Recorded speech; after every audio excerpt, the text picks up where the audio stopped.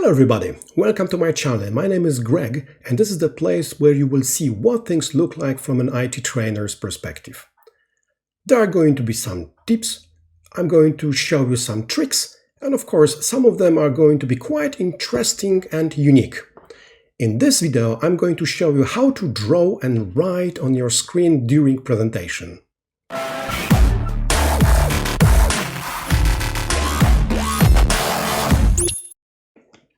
During your trainings, probably the most commonly used application is going to be PowerPoint.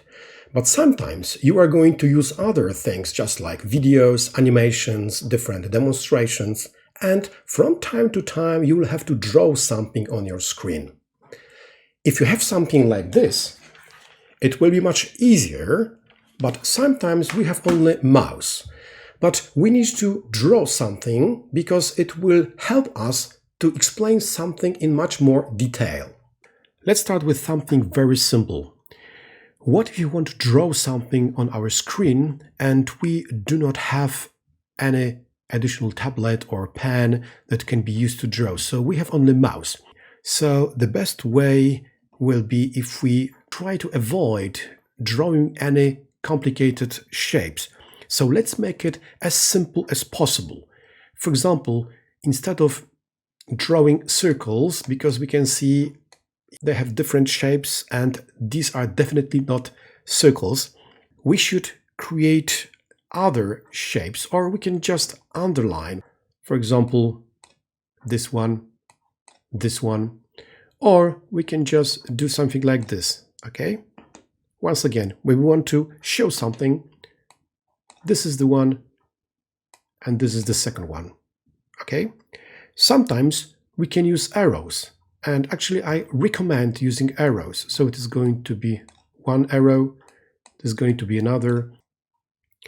Now let's open PowerPoint presentation and let's start with this presentation. We can once again do something like this. We can underline different things. Let's go to the next slide. Okay, we can create these check marks. It is going to be quite easy. If you want to use arrow, okay, so arrows are just perfect to show different things. But what if you want to show parts of interface? The same thing here. We can just underline different tabs in this menu, or once again, we can use arrows. Arrows are the best. Try to make these shapes as simple as possible. So my recommendation is use only check marks and arrows. As you can see, the best idea will be if we avoid trying to draw any complicated shapes. Keep them as simple as possible. If there are going to be only lines, check marks and arrows, it will be enough. Maybe not too many shapes, because still drawing using mouse is very, very difficult. So bear that in mind, that if we want to create something much more interesting, you should always use this pen and tablet. What if you want to draw something much more interesting? Different objects, different shapes, different interactions between them, and of course we have access to this pen and tablet. I do not have any particular skills, no artistic skills whatsoever, but for the last couple of years I had to develop some kind of my way how to draw different things on my screen in order to help others to understand sometimes very complicated things. Okay, so what I'm going to show you, I'm going to give you a couple of examples of different objects, because during the training I draw a lot, especially if I am in a classroom. I spend a lot of time on drawing different things. Let's see how we can draw different shapes on our screen. The first is going to be simple server, and then another one we have two different computers, desktop computers. We can draw additional interaction between these two computers. When I want to draw other devices, just like printers, I start with something like this.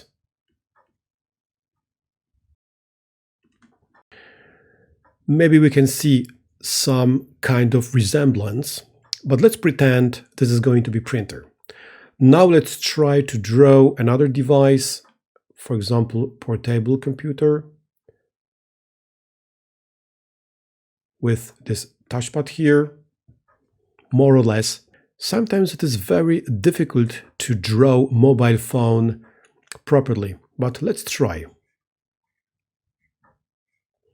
With this touch button, maybe camera, and of course this wireless connection. Oh, it looks nice. So we have two desktop computers, printer, laptop, and mobile device. If you want to draw server, probably it will look like this.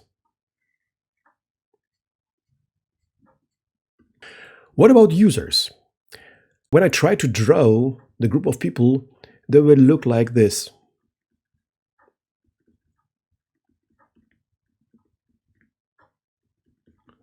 Okay, and this can be a group of people, for example, sales,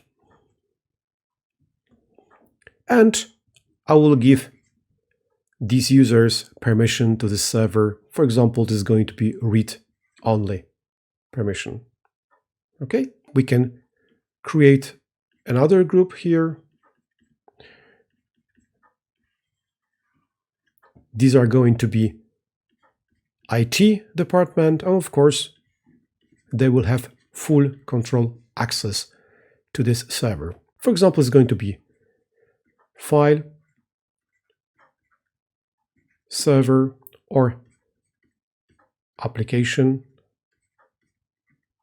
server, whatever. If I want to draw the simple user, I will always draw a little bit different shape, so it will probably look like this. Okay, we have a user which sits in front of desktop computer, but I know there are other trainers, other people that have some skills, much better of course, and but let's be honest, it's not that important here. We can try to draw something which looks better, but still the most important thing is the way that you are going to explain things, sometimes much complicated things, in the simplest possible way.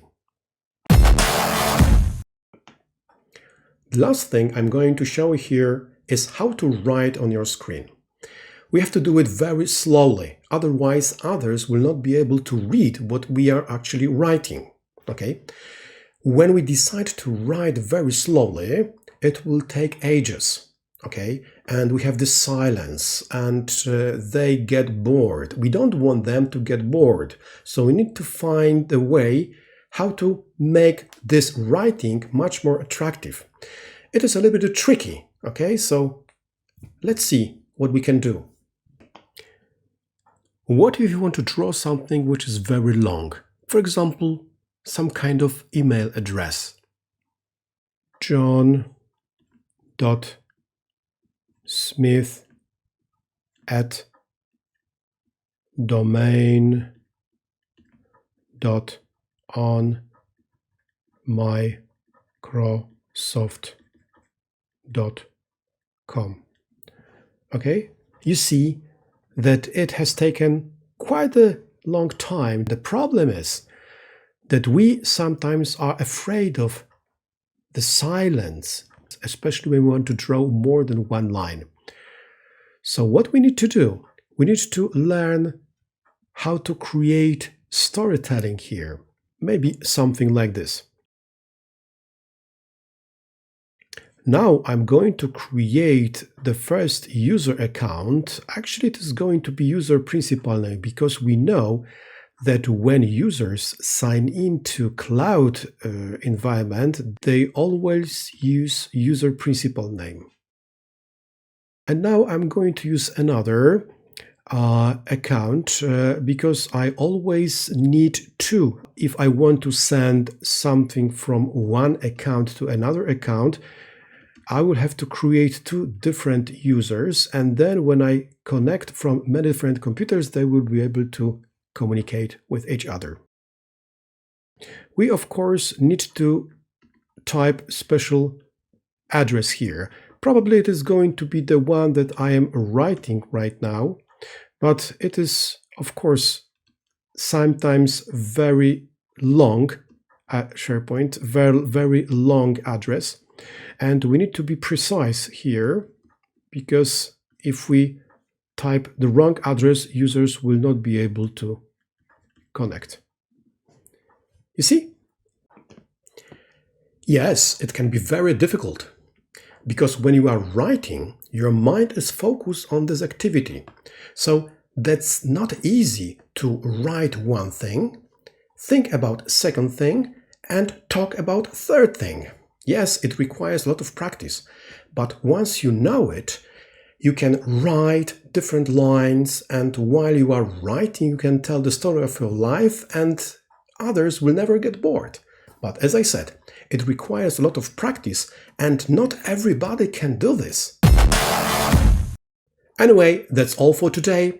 Thank you very much for watching this video. I hope you learned something, and I think it was quite informative and you found some unique information here. Make sure you watch the next one. See you!